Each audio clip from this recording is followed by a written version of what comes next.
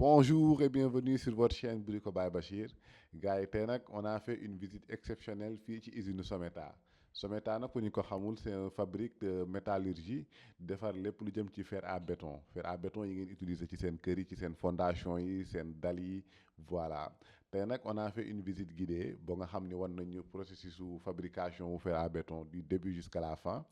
Mais avant loolu on a eu un entretien exceptionnel avec le directeur de l'usine moom mooy le responsable des lieux dama leen di bàyyi ñu déglu entretien bi après ñu soog a jàll ci visite guidée bi acca gars yi. Bon gars yi comme ni ma leen ko doon waxee sànq on est actuellement dans les bureaux de monsieur Sy, il est le directeur de production ici à la Someta SA. Donc tey ñu fas yéene am ak moom benn waxtaan bu ndaw rek mu am quelques points yu ñu leeralal ci étape de production yi nga xam ni Someta SA seen fer bi dina fa jaar donc dama koy bàyyi mu présenté wu sans plus tarder monsieur Sy nuyu naa la. waaw maa ngi lay fay. Mbaa yaa ngi am jàmm. maa ngi sant bu baax alhamdulilah. ak sa journée. waaw ça va alhamdulilah. tey équipe bu Brico by Bachir ñoo ñëw seet si la. ok bëgg am ak yow benn waxtaan bu xaw a gàtt rek. ok bëgg am quelques questions yoo xam ni dañ la koy poser nga leeral ñu ko ci fer à béton bi. ok sans plus tarder dama lay bàyyi nga présenté wu ba pare comme ça gars yi gën la mën a ràññee. waaw asalaamaaleykum maa ngi tudd Ibrahima Sy nekk directeur de production bu Someta. diriger aussi entreprise bi si aspect yu bëree bëri. dëgg la. ñu ngi nuyu ñi nga xam ne ñoo ñuy si ñëpp ci chaîne bi. di leen bëggee. di leen wax ne tey nag peut-être di ngeen xam lu ngeen bëgg xam si fer tey di ngeen koo xam incha allah donc sans plus tarder damay ñëw ci première question bi bëggoon nañoo xam production wu fer ndax dafa am étape yu ñuy jaar. ndax mën nga ñu ñëwal un peu ci différentes étapes yi nga xam ni production wu fer daf ciy jaar. waaw production fer boo xoolee fer à béton. dafa am ñaari façon yu ñu koy defaree. ñaari façon aussi. wax dëgg ay matière première la. matière première mais bu dee fii Sénégal ñun li ñuy utiliser moom mooy ferraille. ferraille bi ngay gis un peu partout Sénégal ñu koy ramasser. jaay di ko ramasser di ko ramasser mbedd yi. d'habitude yu si bëree bëri fii lay ñëw. Someta am na yenn entreprise aussi yoo xam ne dañuy def fonderie dañuy lakk di ko togg. waaw dëgg la parce que bu dul ferraille beneen moom mooy mine de fer bi. mine de fer aussi dañ koy defaree li nga xam mooy. fer yi jógee ci mine yi. ci mine yi voilà ñu jógee ci exploitation lay jógee quoi. mais ñun fii Someta. depuis 2012 dañ commencé di liggéey ci fer à béton mais suñu matière première mu ngi démarré li nga xamante ne moom mooy ferraille. ferraille dafa am ferraille léger am ferraille lourd. voilà dëgg la donc loolu leer na defe naa ni léegi ñu ñëw ci deuxième question bu ma bëggoon nga ñëwaat ci aussi. est-ce que mën nañ xam tey Someta seen quantité de production fan la toll par semaine wala par mois. waaw Someta boo xoolee la actuelle mu ngi am capacité de production. 60 tonnes heure. 60 tonnes par heure. 60 tonnes par heure. si journée bi bu ñu liggéeyee ba à la fin de journée. mën nañu liggéey 2000 tonnes si journée bi. 2000 tonnes. 2000 tonnes loolu mooy ñaari junniy tonnes. ñaari junniy tonnes Someta mën na ko produire. ci benn jour ci benn jour. loolu boo ko nattee ci weer bi. boo ko nattee ci weer bi nekk 60 000 tonnes. 60 000 tonnes 60 000 tonnes dañ koy produire. am na capacité de production de 500 000 tonnes par an. 500 000 tonnes par an. 500 000 tonnes par an. macha allah loolu am solo la. léegi est-ce que mën nañu xam yéen différents types de fer yi ngeen di faral di gën di produire maanaam diamètrage yi. parce que comme man dafa sama chaîne li ëpp BTP laay waxtaanee. bu dee mën nga ñu si ñëwal un peu si différents diamètres yi nga xam ne Someta daf koy produire. waaw Someta boo xoolee fer yi muy produire. tey mu ngi déparé si fer 8. fer de 8 diamètre 8. ba diamètre 32. dañ koy produire ba 32. ba 32. kon am na 10 dañ koy produire 10. 12 14 16 20 25 30. yëpp dañ koy produire. ok te yëpp ñu koy produire si li nga xamante ne moom mooy qualité FE500. FE500 léegi est-ce que mën nga ñu ñëwal un peu ci différence bi am entre FE500 ak FE400. bu dee mën nga ñu si leeral tuuti. waaw dafa am ñaari type de fer yoo xamante ne moo am fii Sénégal. bu ñuy wax FE400 ak FE500. FE400 moom mooy fer bi ñu tuddee fer local. moom la ñu woowee fer local. ok FE500 moom mooy qualité supérieure bi nga xamante ne. souvent mooy dem si projet BTP yi. nga xamante ne mooy projet état yëpp. ñoo koy tabaxee. waaw ñun boo xoolee Someta 2012 ba 2023. doon na liggéey li nga xamante ne moom mooy fer FE400. FE400 mais après dañoo quitté FE400. léegi ñun li ñuy liggéey c'est mooy FE 500 rek FE 500 rek si lañ concentré wu moom mooy qualité supérieure bi nga xam ne dañ doon ni BTP bi moom lañ gën di faral di utiliser quoi macha allah. léegi est-ce que mën nañ xam aussi maanaam différentes fer yi nga xam ne ngeen koy faral di defar fii tamit aussi parce que damay dégg ñu naan importé fer boo xam dañ koo importé ndax fer bu ñu importé la wala fer bi appellation boobu daal bëgg naa xam mu leer tuuti un peu pour importé bi ak local bi quoi fer bi nga xam ne moom la ñuy utiliser ñun fii nii ñun dañuy importé ay biette mooy ay lingot ok lingot de 150 ok dañ koy importé waaw bu ñu ko importé dafa am benn circuit boo xam ne moom mooy processus bi nga xam ne dañ koy liggéeyee day jaar ci four chauffage bu ko chauffé ba température bi yegg ci 110 à 120 degrés mu doog a jaar ci machine mu soog a ñëw ci machine bi machine yi nag léegi dafa am machine brute bi nga xam ne si la ñu ko dugg mu laminé ko ba pare tiré ko léegi machine par machine graineteur ba keroog muy àgg nga xam mooy produit fini bi loolu moom mooy processus bi ñu koy liggéeyee mais n'empêche ñun tamit dañuy def li nga xam ne moom mooy dañuy fondre ferraille bi aussi dañ koy fondre seeyal ko voilà ndax chinois yi koy liggéey en Chine ñu koy importe di ko andi fii nii même chinois yooyu ñoo koy defaat fii encore voilà ndax même benn xam-xam bi rek la ñoo koy produiraat fii encore pare ñu jaaraat si li nga xam mooy chaîne de production bi ñu génnewaat kon am nañ ñun deux mooy production locale bi moom mooy ferraille bi ak importation wu ay biette yoo xam ne ay lingots de 150 lay doon yoo xam ne dañ koy chauffé ñu teg ko si ligne bi mu jàll bëgg nañ xam tamit aussi ndax Someta ci fer à béton rek la yam ndax duñ defar yeneen façon tube yi parce que parfois nga gis tube yi ñu utiliser ci des fois toiture yeeg yooyu noonu est-ce que fer rond yeeg yooyu est-ce que ngeen koy faral di def yéen non ñun ñu ngi spécialisé wu seulement si li nga xam ne mooy fer à béton kese la ñuy produire ok est-ce que am nga benn peut-être benn intervention boo bëgg a def rek ci loo xam ni man ñëwaguma ci question yi boo bëgg a leeral un peu peut-être li nga xam ne peut-être moom laa bëgg a leeral Sénégalais yi mooy ñu xam ne fer importé ak fer bi ñuy defar si réew mi fii nii mu bàyyee ko Someta bu qualité Someta ëppul qualité bi nga xam ne mooy bi ñuy importé qualité Someta gënu ko yées gënu ko suufee ndax def nañ ci ay test ñun jël nañ ay fer importé yóbbu ko ci ay laboratoire yu différents testé ko boole ka suñu fer testé ko mais franchement suñu fer wàccul par rapport ak li nga xam ne mooy qualité yooyu en terme de qualité kon am nañ confiance ñun si suñu production suñu fer aussi boo ko bëggee xam ne si marché bi moom mooy fer bi nga xam ne marquage am dafay nekk SA boo gis fer bu am SA rek après diamètre moo si topp mais SA boo gis rek may naa Sénégalais ñu dem ñu def test boobu mooy feeru Someta ok te qualité bi dina correspondre ak qualité ku bëgg a ràññeetle feeru Someta ak yeneen fer yi da ngaa war a lire ci barre bi dana def empreinte boo xam ne mooy déterminer fer bi ni Someta la fer bi Someta la jógee ndax fer yi nekk Sénégal yëpp yi liggéey Sénégal kenn ku si nekk am nga sa marque boobu marque bi nga xam te ne peut-être mooy bàyyeekoo fii Someta SA lay doon SA lay nekk ok macha allah donc monsieur Sy am naa aussi benn question boo xam ne bëggoon naa nga ñëwal ma ci un peu wala benn remarque bu ma am parce que damay faral di gis yenn activités yi à travers vos comptes yi ngeen xam ne ngeen ko am ci réseau yi muy wane ni Someta SA dafa présent ci aspect social parce que bari na activité yoo xam ni que ça soit sportive wala du santé may gis yenn activités yu ngeen di faral di def est-ce que mën nañu ñëwal un peu ci la moo waral Someta di investir à travers voilà population bi et autres ci activité yooyu noonu. ok bu dee li nga xam ne moo dellu si cadre social muy RSE bi. Someta tey mu ngi implanté wu fii Sébikotane. Sébikotane oui. ci département bu Rufisque. Rufisque la bokk. waaye ça fait 2 fois. moom mooy jël raw gàddu bi si li nga xam ne moom mooy cadre RSE. RSE si ndimbal si entreprise yi nekk yëpp. entreprise yi fi nekk yëpp. donc loolu maanaam raaya bu leen di jox la boo xam ne day wane ni. day wane ni ñun. côté RSE maanaam côté social. li ci Someta def moo si jiitu ci entreprise yi fi nekk yëpp. tey bu fekkee ne mën naa la kaa limal. si waxtaan bi ñu nekk tey laa lay njëkkeel. waaw Someta mu ngi jàppale li nga xamante ne moom mooy. jeunesse bi. jeunesse bi oui. jeunesse bi bu leen jàppale si lan si côté tournoi boo xamante ne daf koy def pour jeunesse su. si waxtaan bi yëpp. mu ngi jàppale femmes yi. jigéen ñi. ndax da leen di woo ñoom ñëpp bañ ñëw mu financé leen lu mat si ay 8 GIE wala ay 10 GIE. financé leen boo xam te ne du am remboursement. du am remboursement dañ leen koy may pour financement boo xam financement ne gratuite la. SOMETA aussi dina jàppale Sébikotane si li nga xamante ne moom mooy étudiants yi fi jógee dem Dakar di jàngi. di jàngi ñi nga xam ne ñu jógee Sébikotane di jàngi ci université yi. leen di jëlal appartement boo xamante ne uniquement pour ñoom lay doon. waaye SOMETA da koy fay 1 an à l'avance. c'est-à-dire lu ko fay mois par mois da leen bëgg a mettre à l'aise. ñu xam ne carrément ne année bi yëpp ñoom garanti nañ leen ne. seen logement moom amuñu problème boobu la. loolu SOMETA da koy def na ko encore. macha allah mën naa la wax si aspect yu bëree bëri yoo xam te ne côté santé.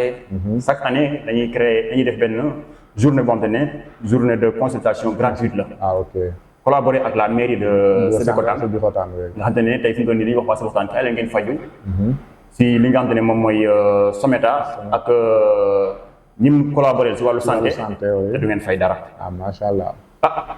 su ma koy lim doo fi jógee waaw macha allah. parce que correct RSE moom dama lay bàyyi nga dem si Sébikotane nga laajte lan mooy SOMETA def si li nga xamante ne mooy cadre RSE. franchement mu ngi leen di accompagner bu baax a baax ñu leen jàppale si aspect yu bëree bëri culture religieux santé. éducation bi sport yëpp ñu ngi ciy dugal loo xam franchement. kon daal SOMETA mën nañu wax ni idole la en terme d' entreprise ci côté RSE. macha allah donc ñoo ngi invité aussi tamit entreprise yi nga xam ne ñoo nekk fii dans le domaine national ñoo jéem a essayer intervenir ci loolu parce que c' est quelque chose d' important. ok macha allah léegi est ce que mën nga ñu jox sa mot de la fin ak lan ngay wax suñu chaîne bi ñu lancé dédié ko uniquement au BTP. waaw di leen encouragé bu baax a baax. ndax. ñu ngi leen di suivre franchement. merci di recommander képp koo xam ne que yaa ngi si BTP wala secteur bi ñu nekk ñun ñëpp. ñu gën a bàyyi xel chaîne bi. ni ngeen koy waxee di tapoter. di partager oui. bu ko defee gars yi mën a gën a gis li nga xam ne mooy liggéey bi. franchement ñu ngi koy rafetlu bu baax a baax. di leen ñaanal yàlla gën leen suturaal gën leen jàppale bu baax. jërëjëf monsieur Sy. merci beaucoup merci beaucoup jërëjëf. est-ce que nga expliquer un peu fi ñu nekk nii ci entrepôt bi mooy fan. fi boo xoolee moom mooy. ferraille fi mooy ferraille ferraille bi quoi. waaw ok ferraille bi moom li jëriñ moom mooy fer bi su ñëwee. waaw day ñëw li ferraille lourd la. waaw li mooy ferraille lourd bi. hangar yële mooy ferraille léger bi. bu nekk fee comme ni ñu romb sànq mooy ferraille léger bi quoi. léegi noonu ngeen koy jël pour mën koy wàcce. waaw bu ñu ko wàccee am na système boo xam ne système de triage la quoi. ferraille day am bois day am caoutchouc. waaw am système de triage boo xam ne dañ koy trier. waaw après machine bi koy dugal. moo koy concassé. nettoyé ko. waaw te dafay nettoyé fer bi. lépp fi nekk si fromage pour aluminium yëpp day génn. fer bi la soxla quoi. ok fer bi lañ soxla quoi. bokk nañ ferraille léger bi quoi. ñu bokk lañ koy dindi. exact ferraille lourd bi. waaw moom dafa am beneen équipe boo xam ne équipe service la. waaw ñoo fi nekk ñoo koy daj. waaw ok kaa bi lii nii xajul si four. xajul si four non. tey foog ñu dagg ko ay morceaux. ñoom ñoo koy morceau rek quoi dagg ko. dañ koy sali mooy morceaux. ay morceaux de 40 40. waaw ok mën a xaj ci four bi mën a xaj ci four bi. voilà kon yii dagg ba pare la. yii yëpp dagg nañ ko pare waaw yëpp waxal dagg nañ ko pare. kon yii seen seen couture. dina jëm après voilà. macha allah si est-ce que mën nga ñu expliquer un peu tamit parce que fii dafa mel ni lii c'est déjà broyé. ay boo xoolee mooy ferraille bi nga xam ne dañ ko broyé ba pare. broyé ba pare mais dañ ko nettoyé ba pare. ok concassé ko broyé ko. waaw tey SOMETA sens bi mu am. mooy industrie boo xam ne en pleine production. bu def li nga xam ne moom mooy pollution. bu def pollution aussi. mën nga gëstu nga xool cheminée bi. cheminée yi waaw li woon yoon ma fi mu ne nii bu fekkonte ne tey ñu ko ni raxasuñ ko nettoyé wuñ ko. dafa di génne fumier bu noir. bu noir mais tey dañ koy nettoyé yenn kii yi. voilà ñun ñu génne fumier bu noir. cheminée yi di ñuul kukk. exact loolu amul SOMETA. di polluer dëkk bi. loolu moom du polluer moom. loolu moom c'est pollution la moom. parce que àdduna foofu lañ toll quoi. parce que am na technologie yoo xam ne dañu kaa teg si place. uniquement pour nettoyer fer bi balaa nga koy dugg si biir four bi. technologie boobu moo permettre léegi ba nii seen cheminée yi du génne du am fumier noir quoi. voilà fumier noir moom baaxul. fumier noir baaxul ci alam quoi. baaxul ci alam mooy loolu. fii mooy lengo yi quoi. lengo yi soo ñu leeral lengo yi moom foo nga ko provenance fan lañ jógee. lengo yi boo xoolee Asie lay jógee. Asie lay jógee. voilà Asie lay jógee. ok en même temps moom dañuy produire encore usine bi ay lengo yoo xam ne ñu koy génnee ci ferraille bi. ok lengo yi benn bu ci nekk ñuy posé une tonne. une tonne lay posé benn bu nekk bar bu nekk une tonne lay posé. ay lengo 150 la quoi waaw. ok kaa bi ci fa bateau lay jaar quoi boo koy acheté. bateau lay ñëwee voilà bateau lay ñëwee. ok léegi lengo yi après ñoom la ñuy fondre. lengo yi après muy jël. waaw au lieu de fondre dañ koy chauffé quoi. dañ koy chauffé pour chauffage. ok bu ñu ko chauffé. bu mu àgg ci 1100 1200 degré. day doog a génn nag léegi doog a attaqué processus bi quoi. ak machine bee may seen ñoom ñu dagg. machine bi boo xoolee moo koy xaaj. ndax lengo bi 12 mètres lay ñëwee. léegi nag four bi four 6 mètres la. léegi da ngay dagg par digg bi léegi 6 mètres 6 mètres 6 mètres. waaw bu ñu nee nii longueur bi boo xoolee. 2 tonnes la. te boo daggee 6 mètres une tonne lay doon. 12 mètres mooy 2 tonnes. moom ngay dagg voilà. mu nekk une tonne macha allah. après. loolu bële sànq ko chauffé ba 1100 degré 1200 degré mu doog a attaqué nag léegi tel processus bi léegi waaw machine yi laminé ko mooy génne diamètre bi nga xam ne moom nga war a produire voilà moo koy réduire tiré ko machine par machine galette par galette ba keroog muy àgg si diamètre bi nga xam ne moom nga programmé quoi ah ok macha allah mais lii c'est impressionnant boo xoolee mooy ñëw nii loolu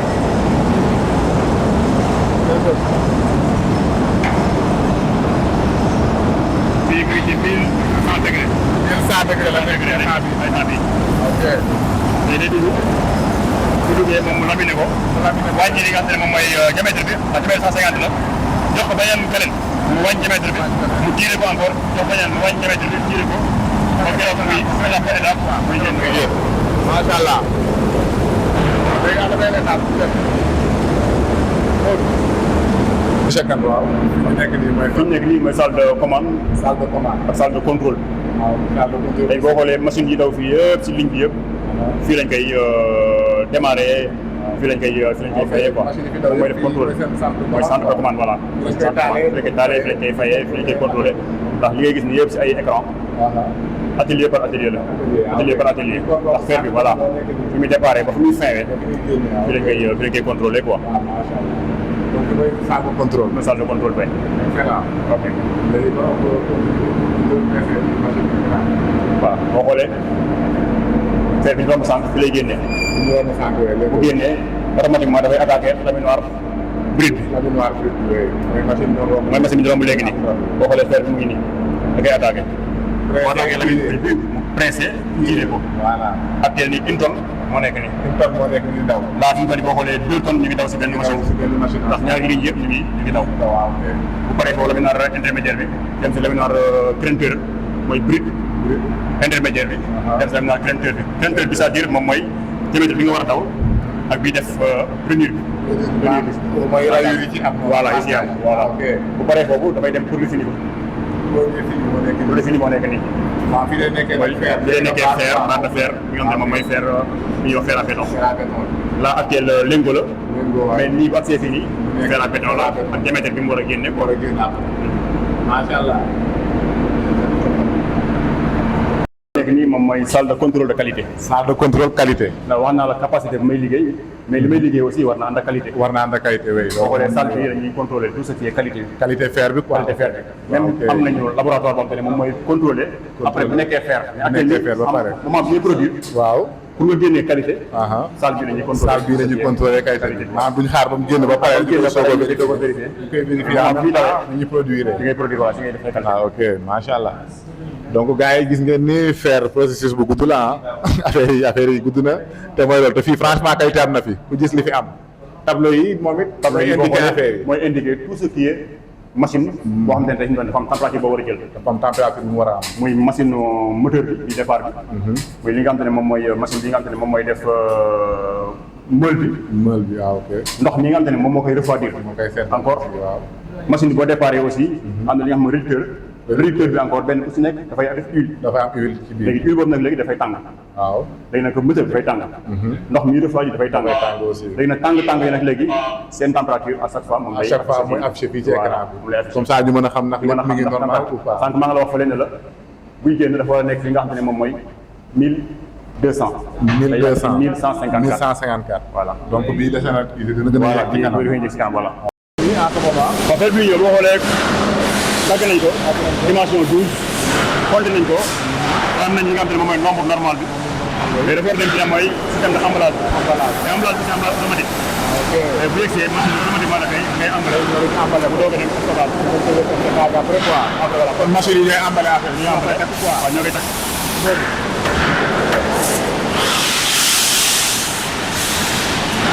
gars yi ba tey ci visite bi actuellement on est dans le laboratoire kii mooy monsieur Kanté c'est le laborantin il va nous expliquer un peu comment se passe le processus ou test BINIDEF ou le laboratoire viral. Nous allons analyser. Ils vont nous expliquer tout. Monsieur Kanté. Merci à vous. Tu peux saluer Monsieur... nos internautes. Monsieur Brikoba Bachir. Monsieur Brikoba Bachir. Oui. J'espère que vous allez bien. Merci de votre visite au centre de notre industrie. Oui, moi, je suis Kandé Moussa et je vais vous expliquer comment nous effectuons nos tests. Mécanique surtout, au centre de la Someta. Alors là, vous avez le diamètre 10. Ça, c'est le diamètre 10. Ça, c'est le diamètre 10. Oui. Et pour spécification, vous allez voir sur l'extrait de la norme qu'il y a des standards que nous devons respecter. Ce qui veut dire quoi? Que le diamètre 10 doit avoir une masse linéaire qui est égale à 0,617. Qui est équivalent à 0,617. Donc pour s'assurer de ça, qu'est-ce qu'on va faire? On va mesurer la longueur de l'échantillon que nous avons reçu. Nous avions 35, 36, 37, 365. 365 centimètres, quoi. Exactement. Non, en millimètres. En millimètres. Là, on a 36,5. En millimètres, quoi. 36,5. Nous allons chercher le poids. On est à 224. 224. Le rapport de ces deux valeurs-là doit nous donner une valeur qui est équivalente à 0,617. Et une fois qu'on a cette valeur, qu'est-ce qu'on fait ensuite? Nous allons marquer ce fer. Pourquoi? Parce qu'à la fin de la traction, on doit s'assurer de la valeur de l'élongation. Pour ça, il y a une valeur à 50, 5, 5, 5, 5, 5 et 5. Ça, ce sont des informations que nous allons introduire dans le système. Dans le système, oui, pour faire la vérification. Exactement. Donc, à ce stade, bon, qu'est-ce qu'il a fait? Un instant, pourquoi il est venu? Faut que je ferme ça. Ndao. Voilà. On va faire un nouveau test. Écran. On va faire un nouveau test.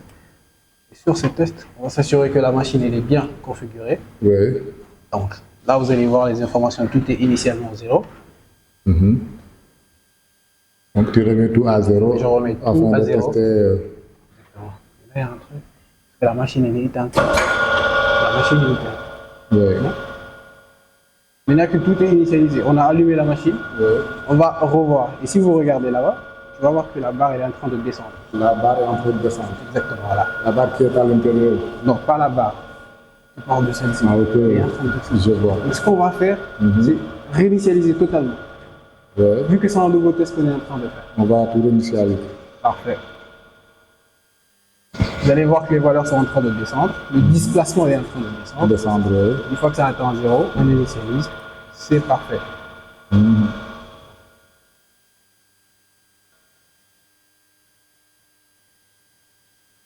Parfait. Là, place au test. Nous allons introduire l'échantillon dans la machine de traction.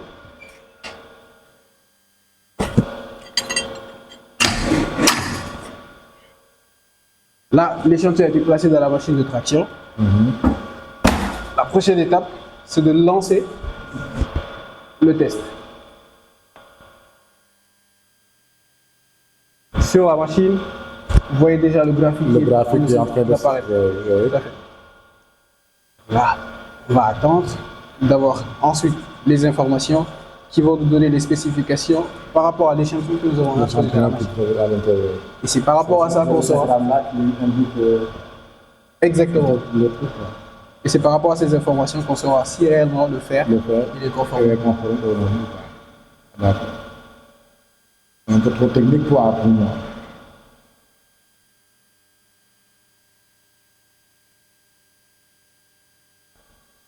D'accord.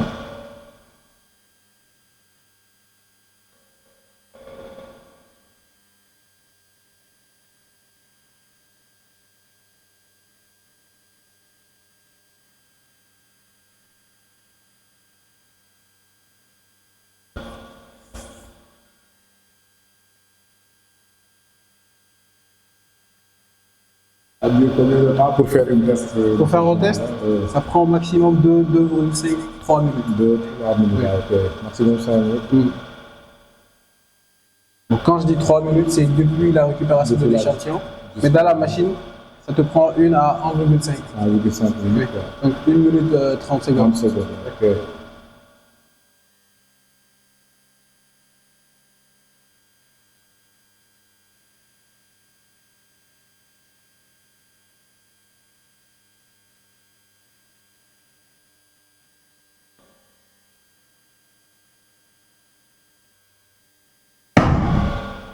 Là, ça.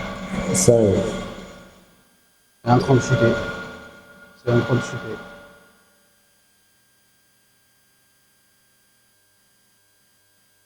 waaw mais bu ñu defee benn 6 mois. dañ koy envoyé si yeneen pays yi nga xam ne am nañu même labo comme ñun. même labo bi ci def contre expertise. waaw yooyu. bu ko defee ñun tamit bu ñu defaatee résultat yi ñu xool par rapport ak résultat bi ñu amoon. résultat bi ngeen def. su boobaa la ñuy confirmer. pour mën ko confirmer quoi. kon yéen a ngi ci norme yi ko ba ñu ci norme yi ba tey. ndax yow ak say machine rek mais aussi encore yëpp boo xoolee dañ ko talonné. kon pas dire que ne man li may def nii rek baax na rek. waaw yëpp dañ ko talonné. yëpp dañ koy dañ ko talonné yëpp. talonné. Bon gars yi on arrive au terme de cette visite donc tey def nañ découverte bu exceptionnelle franchement ci production wu fer état bi yëpp compliqué na bari na yu compliqué mais loolu côté technique la donc damay bàyyi monsieur si mu explique moom un peu mu ñëwaat un peu ci passage yi nga xam ne jot nañ ko def bu paree mu joxe waale son mot de la fin remercier waale aussi collègues yi nga xamante ne si ñoom lañ àndaloon pour def visite bi tey monsieur si.